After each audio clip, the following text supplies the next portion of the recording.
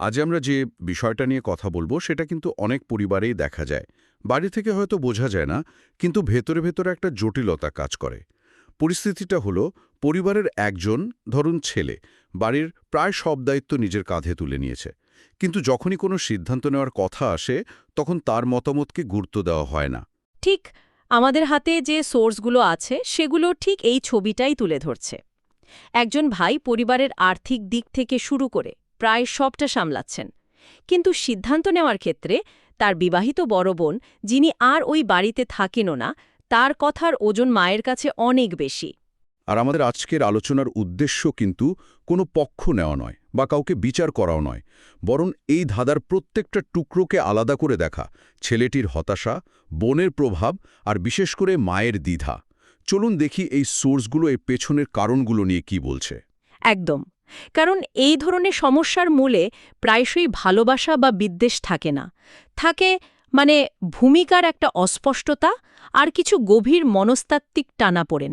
তাহলে চলুন সোর্সের সবচেয়ে আকর্ষণীয় অংশটা দিয়েই শুরু করা যাক।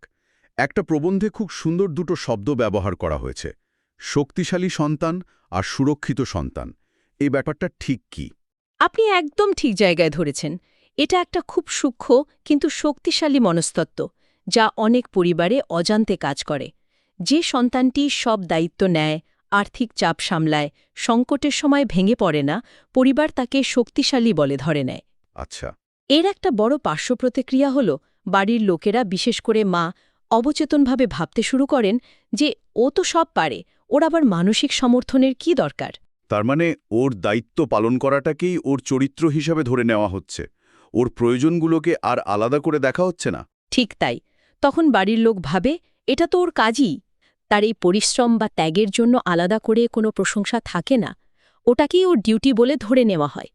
আমার এক ক্লায়েন্টের কথা মনে পড়ছে। ভদ্রলোক একবার বলেছিলেন, আমি আমার পরিবারের জন্য একটা খুব ভালো অ্যাকাউন্টেন্ট, কিন্তু ছেলে হতে পারিনি। ও, এটা তো খুব গভীর একটা কথা। হ্যাঁ, এই একটা বাক্যেই কিন্তু পুরো যন্ত্রণাটা ফুটে ওঠে। দায়িত্ব পালন করতে করতে তিনি পরিবারের সদস্য থেকে একজন সার্ভিস প্রোভাইডারে পরিণত হয়েছেন আর কি। আর অন্যদিকে আছে সুরক্ষিত সন্তান। আমাদের সোর্সে যেমন বলা হয়েছে, বড় বোন বারবার আইভিএফ ব্যর্থ হওয়ার মতো একটা কঠিন মানসিক পরিস্থিতির মধ্যে দিয়ে যাচ্ছেন। তাহলে তো মা স্বাভাবিকভাবে তার দিকে একটু বেশি ঝুঁকবেন, তাই না? একদম। এবং এটা ইচ্ছাকৃত পক্ষপাতিত্ব নয়, এটা একজন মায়ের একটা গভীর প্রবৃত্তি। মা ভাবেন, আমার এই সন্তানটির জীবনে অনেক কষ্ট, অনেক ঝড় যাচ্ছে, তাই ওকে আমার ছাতার নিচে রাখা দরকার। এই ভাবনা থেকেই তিনি মেয়েকে মানসিকভাবে আগলে রাখেন। সমস্যাটা হলো, এই আগলে রাখতে গিয়ে তিনি অজান্তেই একটা ভারসাম্যহীনতা তৈরি করেন।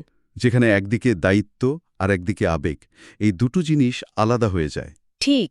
আমি তো এতদিন বিষয়টাকে কেবল পক্ষপাতিত্ব হিসেবেই দেখতাম, কিন্তু আপনি যেভাবে শক্তিশালী আর সুরক্ষিত সন্তানের ভূমিকার কথা বললেন, এটা তো পুরো ভাবনাটাকেই বদলে দিচ্ছে। তার মানে সমস্যাটা ভালোবাসার পরিমাণে নয়, বরং ভালোবাসার প্রকাশভঙ্গিতে। আপনি একটা খুব গুরুত্বপূর্ণ দিক তুলে ধরেছেন। এর সাথে আমি আরও একটা জিনিস যোগ করতে চাই। যে সন্তানকে শক্তিশালী বলে ধরে নেওয়া হয়, সে কিন্তু সবসময় তার আবেগ প্রকাশ করে না। সে ভাবে, আমি যদি আমার কষ্টের কথা বলি তাহলে বাড়ির লোক ভেঙে পড়বে, তাই সে চুপ করে থাকে। আর এই নীরবতাকেই পরিবার তার শক্তি বলে ভুল করে। ফলে তার মানসিক সমর্থনের প্রয়োজনটা অদৃশ্যই থেকে যায়। এই সূত্র ধরেই পরের পয়েন্টে আসা যাক। আমাদের কাছে থাকা নোটগুলোতে বাবার অনুপস্থিতি বা মানসিক দূরত্বের ভূমিকার উপর বেশ জোর দেওয়া হয়েছে। এটা কিভাবে পরিস্থিতিটাকে আরও জটিল করে তোলে? দেখুন, একটা পরিবারে বাবা মা দুজনে মিলে ক্ষমতার একটা ভারসাম্য রক্ষা করেন, তাই না?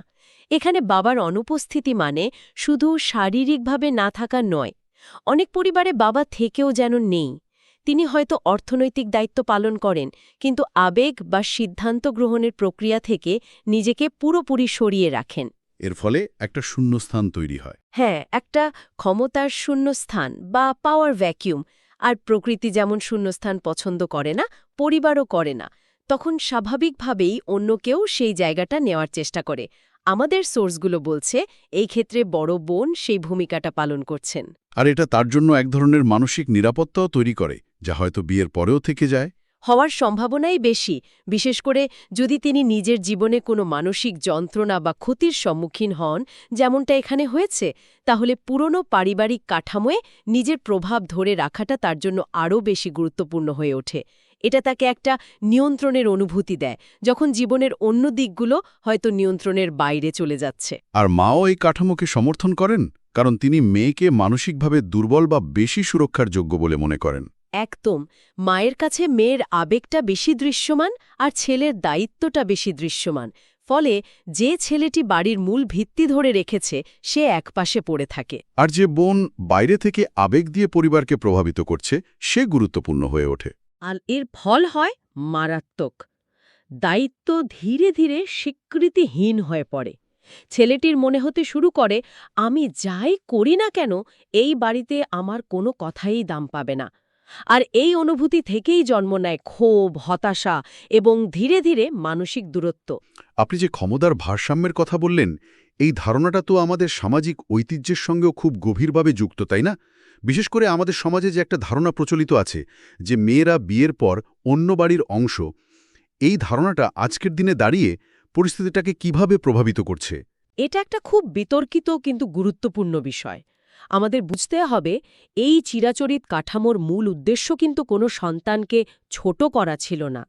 এর পেছনের ভাবনাটা ছিল খুব ব্যবহারিক। দুটি পরিবারের মধ্যে দায়িত্ব এবং সিদ্ধান্ত নেওয়ার ক্ষেত্রে একটা স্বচ্ছতা বজায় রাখা। যাতে ক্ষমতার দ্বন্দ্ব তৈরি না হয়। ঠিক, কিন্তু আধুনিক সময়ে তো মেয়েরা বিয়ের পরেও নিজের বাবা মার সঙ্গে আবেগগতভাবে গভীরভাবে যুক্ত থাকে, যা খুবই স্বাভাবিক এবং সুন্দর। অবশ্যই, এই আবেগের টানটা তো খুব সুন্দর। কিন্তু সমস্যাটা হয় যখন এই টানটা আস্তে আস্তে হস্তক্ষেপে পরিণত হয়। আমাদের সোর্সগুলোতে একটা শব্দ ব্যবহার করা হয়েছে, অপারেশনাল অথরিটি। এর মানে হল যে মেয়েটি আর সেই বাড়িতে থাকে না, সে সেই বাড়ির দৈনন্দিন সিদ্ধান্তে হস্তক্ষেপ করতে শুরু করে। একটা উদাহরণ দিয়ে বোঝালে হয়তো সুবিধা হবে। ধরুন, ছেলেটা মাসের পর মাস ধরে টাকা জমিয়ে বাড়ির একটা জরুরি মেরামতির ব্যবস্থা করল। কিন্তু ঠিক কাজ শুরু হওয়ার আগের দিন তার বোন ফোন করে মাকে বলল, এই মিস্ত্রিটা ভালো না, আমি একজনকে চিনি, সে ভালো কাজ করে। মা সঙ্গে সঙ্গে ছেলের সিদ্ধান্তটা বাতিল করে দিলেন। আচ্ছা। এখানে দেখুন, দায়িত্বটা টাকা জমানো থেকে শুরু করে মিস্ত্রি খোঁজা পর্যন্ত পুরোপুরি ছেলের, কিন্তু সিদ্ধান্ত নেওয়ার ক্ষমতাটা চলে গেল আরেকজনের হাতে। এর ফলে ছেলেটির মধ্যে যে হতাশা আর অপমানবোধ তৈরি হবে, সেটাই সম্পর্কের ভারসাম্য নষ্ট করে দেয়। বিষয়টা অনেকটা জাহাজের ক্যাপ্টেনের মতো, তাই না? যে ক্যাপ্টেন জাহাজটা চালাচ্ছে, ঝড় ঝাপটা সামলাচ্ছে, তার হাতেই তো স্টিয়ারিং থাকা উচিত। পরিবারেও যখন দায়িত্বের স্টিয়ারিং একজনের হাতে, কিন্তু সিদ্ধান্তের রিমোট কন্ট্রোল অন্য কারো হাতে চলে যায়, তখন তো সেই পরিবাররূপী জাহাজটা ডুবতে বাধ্য। অসাধারণ উপমা। পারিবারিক ভারসাম্যের সবচেয়ে বড় মনস্তাত্ত্বিক নীতিটাই হলো এটা।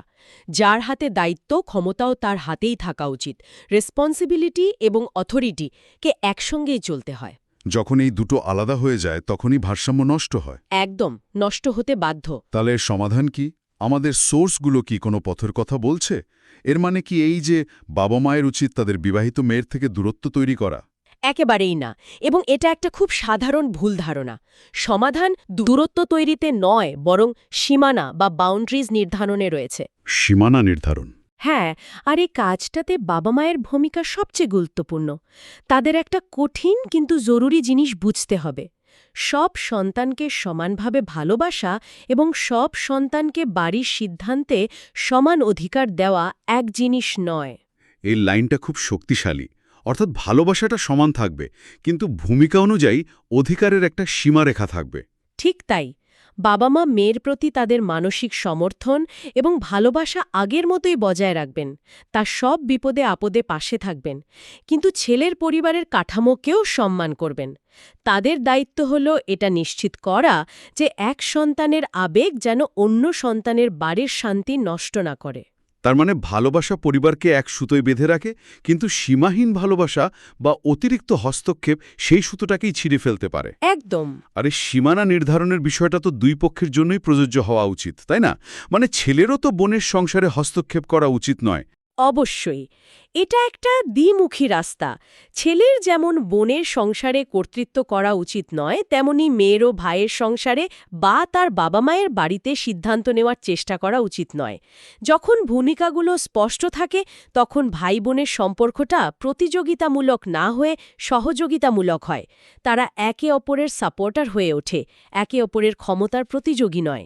তাহলে মূল বিষয়টা হলো বাবা মাকে বুঝতে হবে যে সমান ভালোবাসা মানে সমান অধিকার নয়, বিশেষ করে যখন একটি সন্তান সেই বাড়ির দৈনন্দিন জীবনের অংশ নয়। একদম।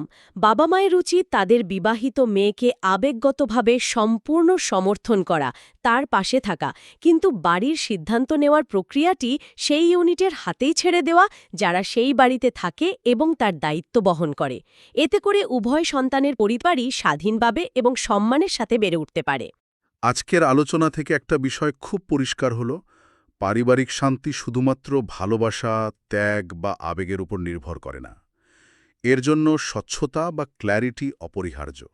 যখন দায়িত্বকে সম্মান করা হয় এবং প্রতিটি পরিবারের সীমানাকে শ্রদ্ধা করা হয়, তখনই সম্পর্কগুলো সুস্থ এবং সুন্দর থাকে। সবশেষে একটি গভীর চিন্তার বিষয় হল, এই নীতিটি শুধু পরিবারের ক্ষেত্রেই নয়, যে কোনো সংস্থা বা ছোট দলেও প্রযোজ্য। যেখানেই দায়িত্ব এবং ক্ষমতার মধ্যে অস্পষ্টতা থাকে, সেখানে চাপা অসন্তোষ জন্মাবেই। আধুনিক পরিবারগুলোর জন্য সবচেয়ে বড় চ্যালেঞ্জ হল আবেগগত বন্ধনকে বাঁচিয়ে রেখে সেই কাঠামোগত স্বচ্ছতা বজায় রাখা, যা প্রজন্ম ধরে পরিবারের শান্তি বজায় রেখেছে। আর এই ভারসাম্য রক্ষার দায়িত্বটা মূলত পরিবারের বয়োজ্যেষ্ঠদেরই নিতে হয়, তাই না? হ্যাঁ, বাবা মা যখন এই ভারসাম্য রক্ষা করেন, তখন তারা শুধু নিজেদের বাড়িকেই নয়, বরং তাদের সন্তানদের আজীবনের সম্পর্ককেও সুরক্ষিত করেন। কারণ যখন ভূমিকা এবং সীমানা স্পষ্ট থাকে, তখন ভাই বোনের মধ্যেকার ভালোবাসাটা শ্রদ্ধা এবং সহযোগিতায় পরিণত হয়, যা যে কোনো পারিবারিক সম্পর্কের মূল ভিত্তি। আমরা প্রায়ই ভাবে যে পরিবার আবেগের জায়গা, যুক্তির নয়। কিন্তু আমাদের সোর্সগুলো দেখাচ্ছে, সুস্থ সম্পর্কের জন্য আবেগের পাশাপাশি কাঠামোগত স্বচ্ছতারও প্রয়োজন আছে। দুটোকে একসাথে মিলিয়েই একটা সুস্থ এবং সুখী পরিবার তৈরি হয়।